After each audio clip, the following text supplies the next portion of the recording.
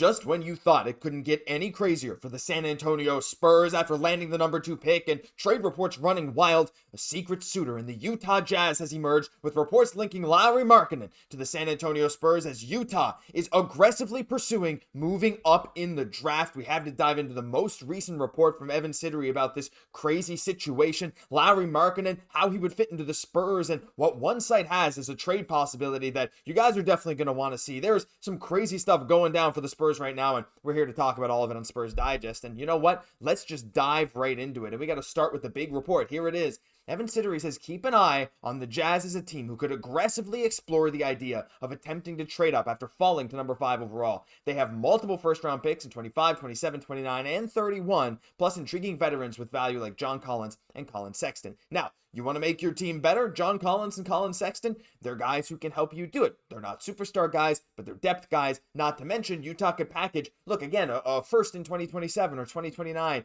to maybe try and move up in the draft. So naturally, this kind of talk here has Jazz fans thinking, what's going to go around? Could you trade up to number 1 for Cooper Flagg? Recent reports out of Dallas have suggested that they are picking Cooper Flagg. They are not trading the pick, but with Nico Harrison, I just genuinely don't know at this point. Like, look, anything could happen. But regardless, that isn't stopping Jazz fans talking about what they could do to move up. Now, this is not a new thing to hear that the Jazz are aggressively moving up. Siddery mentioned this today, and again, since they dropped to 5, we knew, oh boy, something's going to go down. But even before the lottery, there were reports out of Utah stating that if the Jazz were to fall after this horrendous season where they got fined for benching their players, like $100,000 for benching their players, specifically trying to tank, falling to 5 sucks for them. But look, they said if they didn't have number 1, they'd try to move up to get number 1. With that likely off the table, well, why not number 2? Jazz lead on Twitter, a Jazz account here, said, could the Jazz trade Lauri Markkanen for the number 2 pick? The Spurs could look to make a win-now move after getting Fox this last year, and Lauri would be an incredible fit in San Antonio. What do you say, Jazz fans? And I say, what do you say, Spurs fans? Because Lauri Markkanen's a name that's been linked to the Spurs for a while. I know a lot of you don't like the name of Lauri Markkanen because, look, he comes with a hefty contract of 46, then 49, $53 million. So it is pretty big, and it's not that much smaller than what someone like a Giannis would be making. So you look at those two names, and you're saying you get one over the other. You'd rather have Giannis for about the same price tag. But look, I am a bit of a Lauri Markkanen truther. So hear me out, and you guys might completely disagree with me, and that's fine.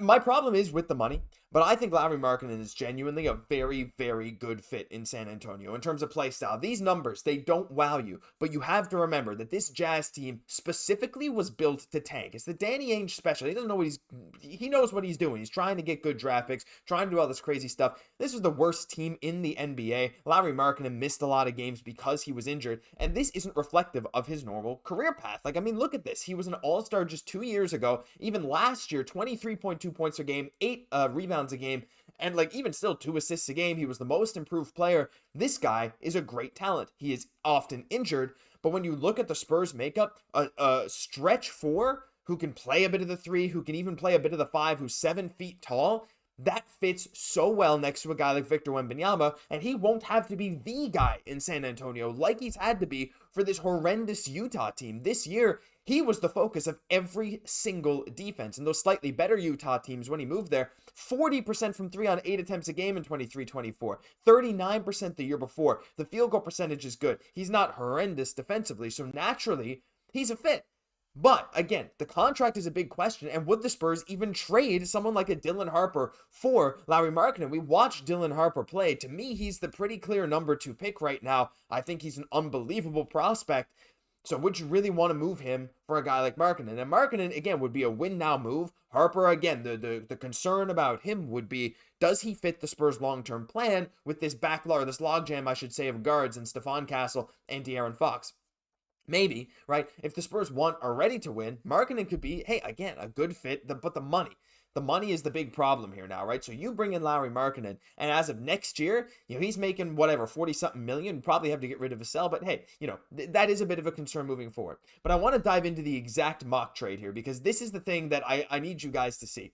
So this, I'll link down below. I believe it was Athlon Sports, but I will link this down below. Lauri Markkanen, and 5th overall in 2025, for Keldon Johnson, Harrison Barnes, Malachi Branham, a 2nd and 14th overall picks in 25, and a 2029 first-round pick. So putting this simply, all we trade 2 and 14 for pick 5, get rid of Keldon Johnson, Harrison Barnes, and an extra first for Lauri Markkanen and 5th overall.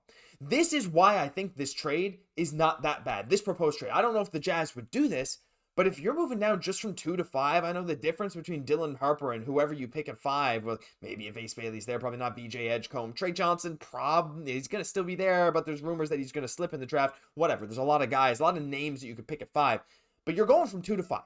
It is a drop-off from the top of this draft, but there's still some good talent there, and you add Lauri Markkanen, and you're not giving up much. Like, this kind of trade would be something I would absolutely be down with. Again, look, we still get 5th overall, and we're just giving up a first-round pick in 2029. Would this even tempt the Jazz? I don't know. They've been looking to probably get off of Lauri Markkanen's contract. They're looking towards the future now, and he's just not really a fit there. He hasn't been able to stay healthy. And we can see in the article, too, like, look, the Jazz can get a guy like Dylan Harper or Ace Bailey, whoever they want to go for, probably Dylan Harper, let's be honest. They can build around him. And they'll also get that 14th pick to get another star. They can really kickstart that, well, not even kickstart. They can continue this rebuild at a much faster pace by picking a guy like Harper who can help them speed it up, while the Spurs don't even have to get rid of Devin Vassell. You can run Wemby, Fox, Markkanen, Castle, and Vassell. Or, again, you could even include Vassell in this deal if you wanted to.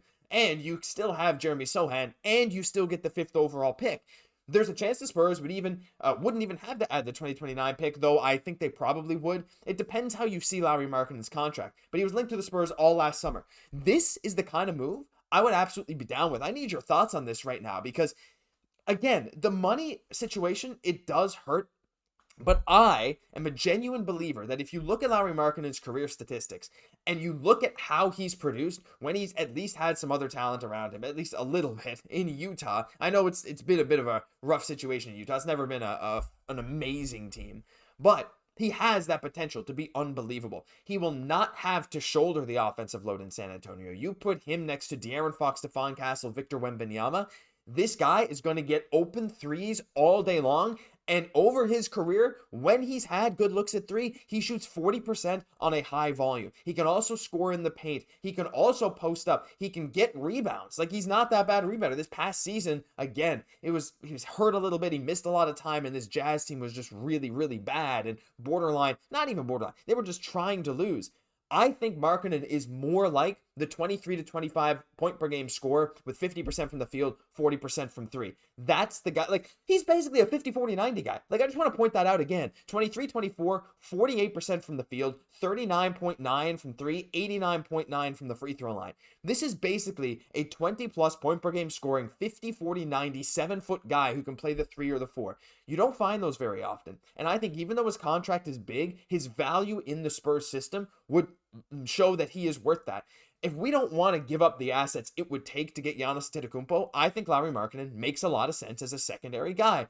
But I got to hear what you guys think. I am not thrilled at the idea of giving up a guy like Dylan Harper for Markkanen, but the 5th pick, it makes it a little better. Like, if it was just the 2nd pick and like some other guys and we just get Markkanen, I'd be no in a heartbeat. I'm starting to reconsider this. I don't know. Maybe I'm crazy, and you guys, I know you guys won't be shy to call me crazy down there, but look, I'm a big Lauri Markkanen fan, so I am a little bit biased, but I'd love to hear what you guys think. Let me know what you think about this. 2nd overall pick, Keldon Johnson, Harrison Barnes, 14th pick, and a 2029 first for Markkanen and number 5. Not insane. There might be better offers out there, but, taking Dylan Harper might also be the best choice. I can't decide, but look, let me know down below what you think. So that'll do it for this episode of Spurs Digest. If you enjoyed, leave a like, comment, subscribe to the channel. Hey, we're almost at 7,000 subscribers. Just double check that you haven't hit that button yet, because we're going to be here every single day. I'm your host, Josh Gosse, and I'll catch you in the next one.